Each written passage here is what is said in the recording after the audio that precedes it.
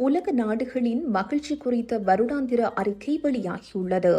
இதில் கடந்த காலங்களில் முன்னணியில் இருந்த கனடா இந்த ஆண்டு பெரும் சரிவை சந்தித்து 25வது இடத்திற்கு தள்ளப்பட்டுள்ளது.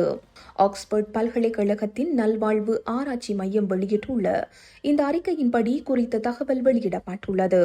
பின்லாந்து தொடர்ந்து 9வது ஆண்டாக உலகின் மகிழ்ச்சியான நாடாக முதலிடத்தை தக்க வைத்துள்ளது.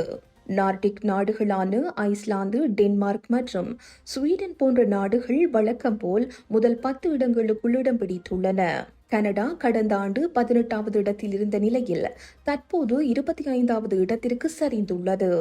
இது 23வது இடத்தில் இருக்கும் அமெரிக்காவை விட பின்தங்கிய நிலையாகும்.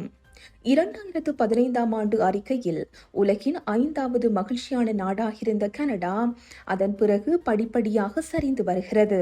2012ஆம் ஆண்டு இந்த ஆய்வு தொடங்கப்பட்டதிலிருந்து கனடா பெற்றுள்ள மிக குறைந்த தரவரிசை இதுவாகும்.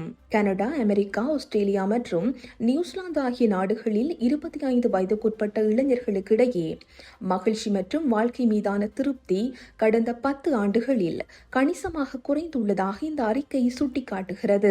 இளைஞர்கள் சமூக ஊடகங்களில் நீண்ட நேரம் செலவிடுவது அவர்களின் மனநலத்தையும் நல்வாழ்வையும் பாதிக்கும் ஒரு முக்கிய காரணியாக இருக்கிறது என்று ஆராய்ச்சியாளர்கள் எச்சரிக்கின்றனர்.